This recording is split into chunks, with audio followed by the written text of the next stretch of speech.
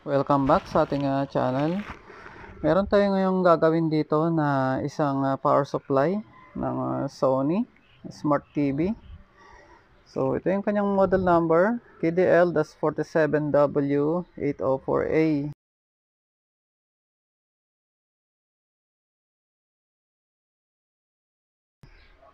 So yung TV na ito ay wala siyang power. So, matagal na stock. So sana mapagana natin para kapera tayo dito. So check natin yung kanyang main fuse. So ayan yung reading. So wala siyang continuity.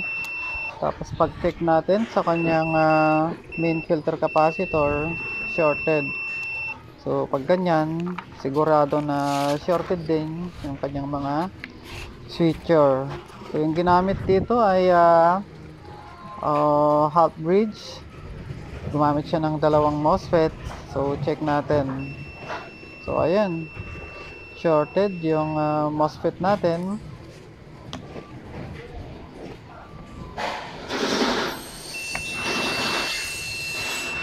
So ayan, shorted. Check din natin yung isa. Ayan, shorted din. So pag ganyan, bago tayo magpalit ng MOSFET, check din natin yung mga load side. Check nyo kung may shorted. So ito sa bandang backlight ito or sa inverter section, ayan o, shorted. May shorted dun sa kanyang apat na diode. So madalas dyan ay iisang diode lang naman ang nag-short dyan. Ayan o, so apat na ginamit yung apat yung ginamit na diode. So check natin. Sana yan lang yung maging sira para may posibilidad na maayos natin to. Pero kung di naman natin maayos tong buong TV kasi nga matagal na na-stock to baka may problema na yung LCD. So maayos lang natin tong power supply para magka-idea yung mga newbie. So ito wala namang mga sunog na SMD. So posibleng yung MOSFET lang yung sira dito. Pero check natin mamaya yung signal. So ito, natanggal na natin yung mga sirang parts. So dalawang MOSFET na 8 ampere. Ito lang natin yung value. Yan, K8A50B. Dalawa. And then yung main fuse na 5 ampere. Saka yung rectifier diode dun sa backlight. So isa lang yung shorted dito. So yung value niya ay SR520. So 5 ampere, 200 volts.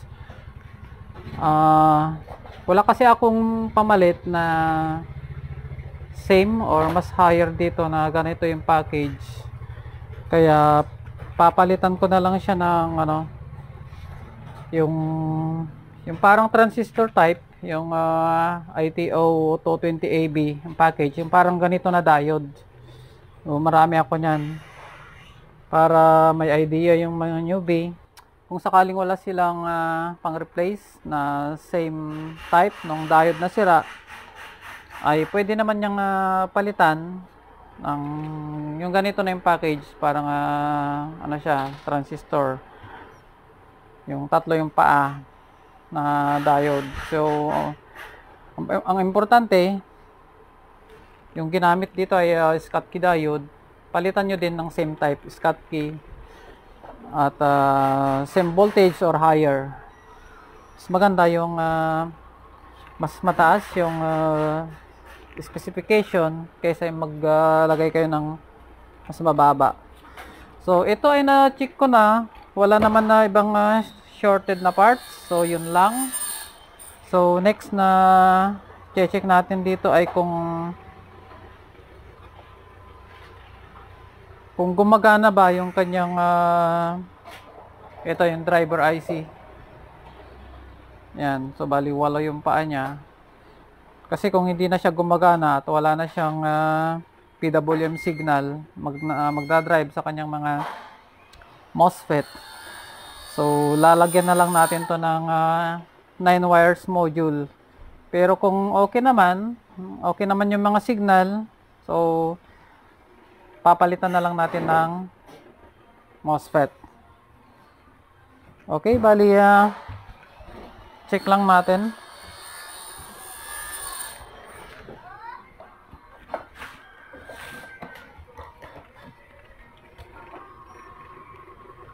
So, lalagyan ko muna ng fuse pala to. Fuse, and then so sa pag-check ng kanyang driver IC, kailangan nating supplyan yung kanyang yung power on, pin number 28. Yan. Yung power on, connect natin yan sa standby 3.3. Pwede namang i-short natin, pwede namang gamit kayo ng resistor para ma-check natin kung gumagana ba yung ating ito yung ating driver IC. Kasi kung hindi natin ginawa yon, i-force on, hindi masusuplayan yung ating driver IC or PWM IC. Okay, bali yon, lagyan ko muna ng fuse. Pause ko muna. So ayan, bali lagyan ko na ng fuse. Yan. Tapos yung kanyang nag-connect ako ng 560 ohms sa standby 3.3 to power on. Tapos check natin kung meron siyang signal magdra-drive sa mga MOSFET, saka natin palitan kung meron.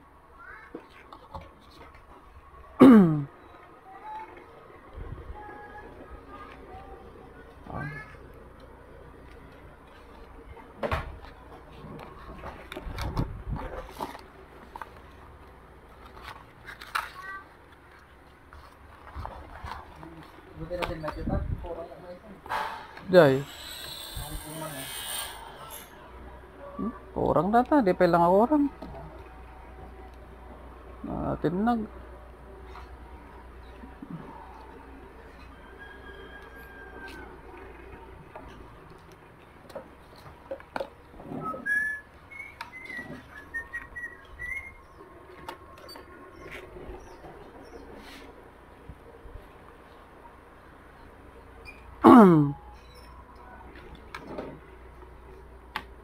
So bali nakasaksak sa ating test valve yung ating power supply na troubleshoot para safe tayo.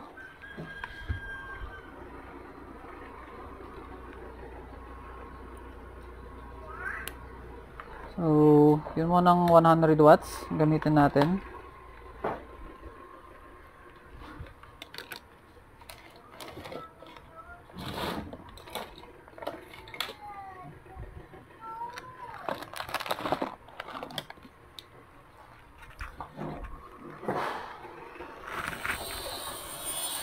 Maglagay muna tayo ng pagkokonikan natin ng hot ground. Bali dito tayo sa main filter, negative side ng main filter.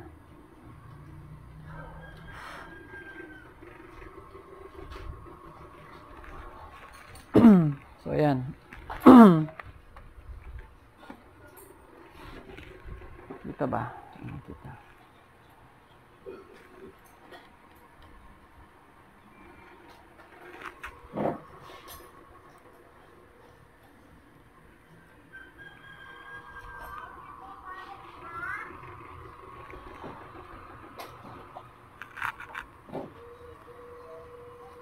So, pag ganito pala yung setup ng kanyang driver, mayroon siyang transformer. Ayan o. Kita nyo yung maliit na transformer na yan. Bago siya pumasok sa mga MOSFET, dadaan mo na siya yung maliit na transformer. Ayan o. Kaya kapag nagsukat tayo dito ng signal, hindi eksaktong square wave yung masusukat natin. Parang yung nasusukat natin sa welding machine. Ganon. Pero kung ang pagsukat natin bago pumasok dito sa transformer, ayun, square wave, malinis yung masusukat natin.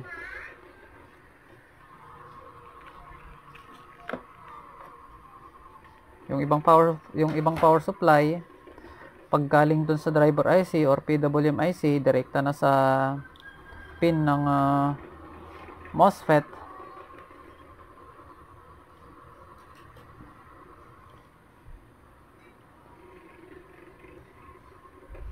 Diretso na sa kanyang gate.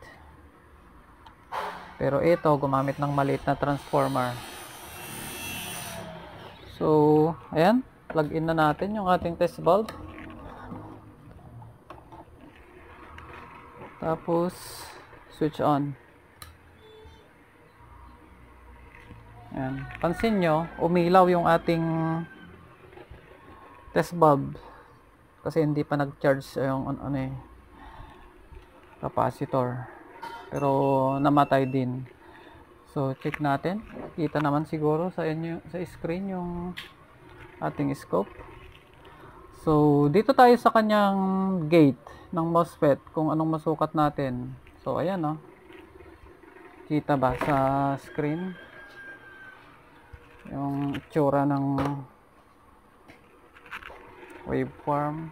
Ayan. Hindi siya square wave. Sa kabila.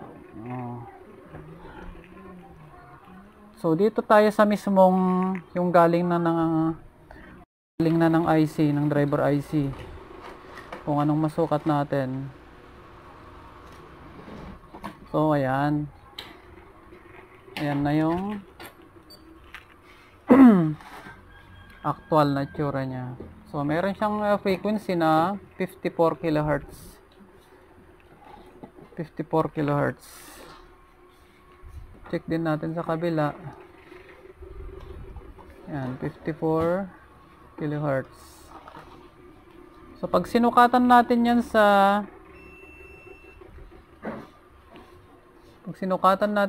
ating tester, ganyan din yung lalabas sa ating digital. So, kita lang natin so hindi natin mapa-close up natin.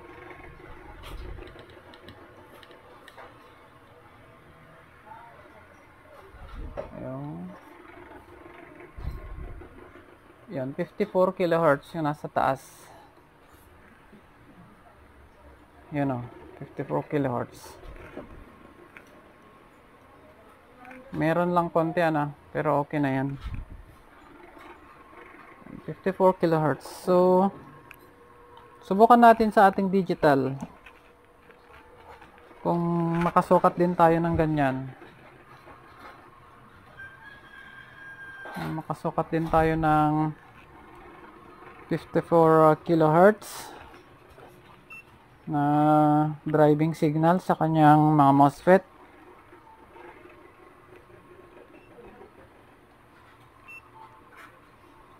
Ayan.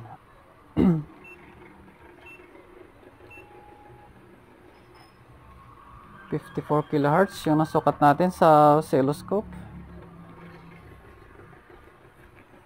Check naman natin dito sa ating digital tester kung anong masukat natin.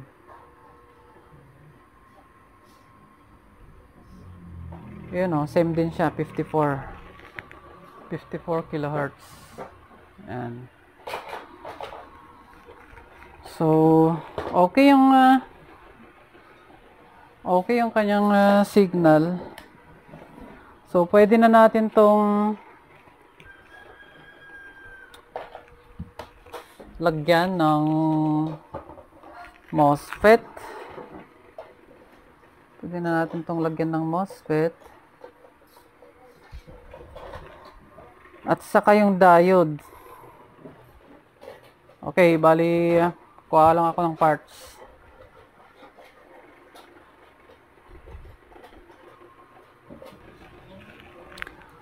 So, ito na yung ilalagay natin na parts. So, yung MOSFET na sira na dalawa, 8 ampere.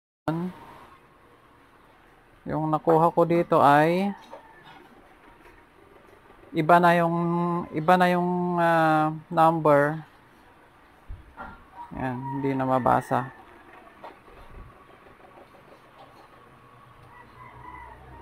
Ayan. R6012. So, ano to na MOSFET? 600 volts, 12 ampere. So, mas ano siya, mas mataas yung value. Yung tinanggal natin ay 8 ampere. Papalitan natin ng 12 ampere. At saka yung diode, so ito nilagyan ko na ng paa. Lalagyan natin siya ng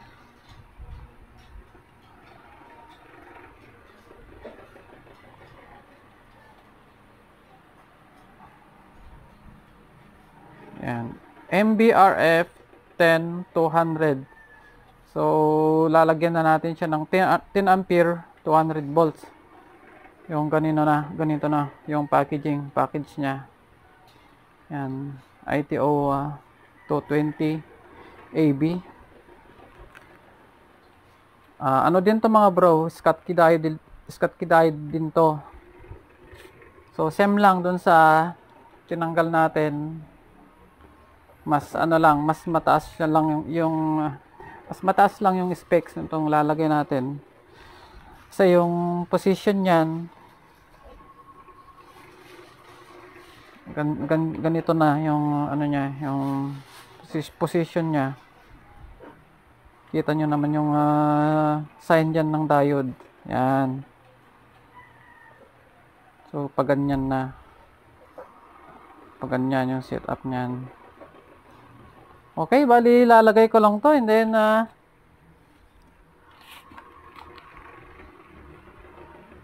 subukan natin kung magkaroon siya ng voltage. So eto, bali napalitan na natin. Mailagay ko na yung eto, yung dalawang MOSFET at saka yung diode. Yan, so ganyan na yung setup ng diode. So magkaiba yung package pero same lang din yung type na ginamit. Yung ginamit natin na diode, so Schottky diode. Yan. So subukan natin kung magkakaroon siya ng output.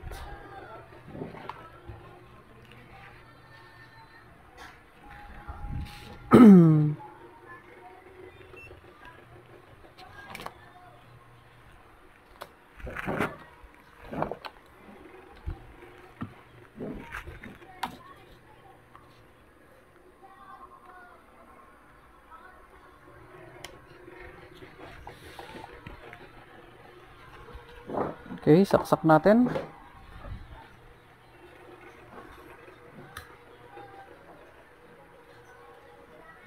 Ayan.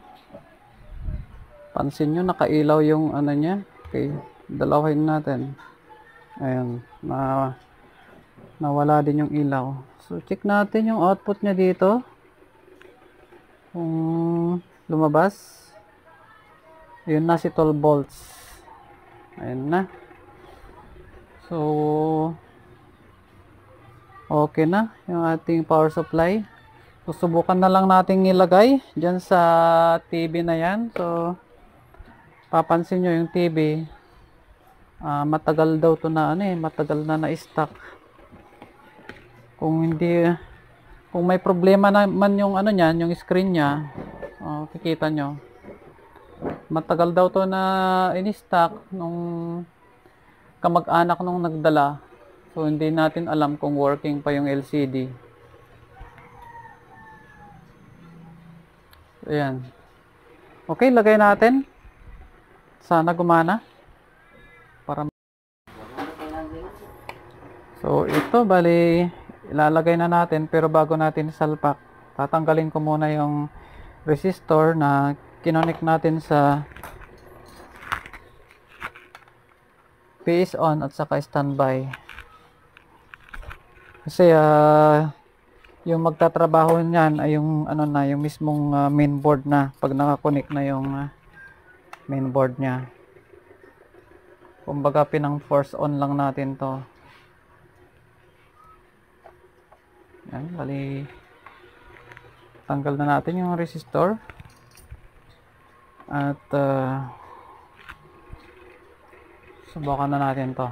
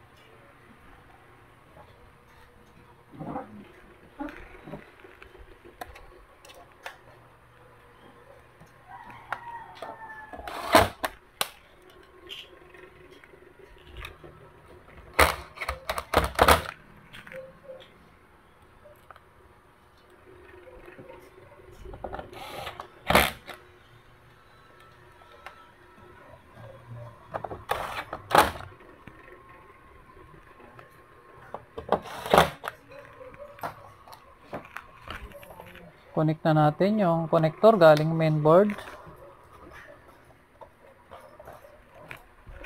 saka yung backlight. Ayan.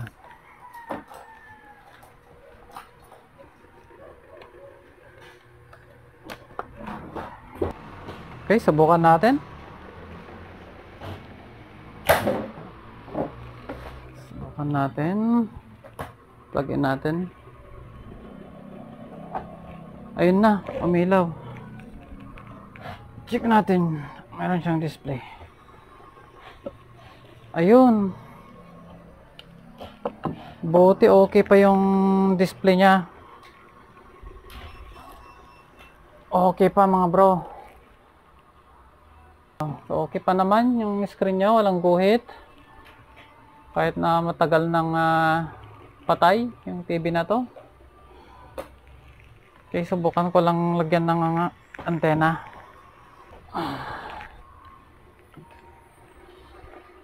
Ayun, okay pa.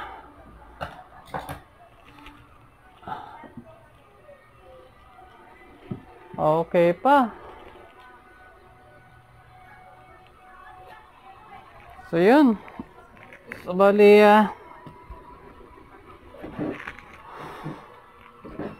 ginawa na lang natin dito, nagpalit tayo ng dalawang MOSFET, tinasan natin yung amperahe, saka yung diode sa backlight. Ayan, pinalitan natin yung, wala tayong pamalit na ganito, so pinalitan natin ng mas taas, so mas matibay pa to. So, bali ito yung ginagawa ko dun sa lalo na sa Sharp, na sirain yung backlight or sirain yung diode sa backlight. Ito yung magandang gawin nyo. Lagyan nyo ng mas mataas na spec ng diode. So, ayan. So, kung nagustuhan nyo yung ating video, like, share, and subscribe. Maraming salamat.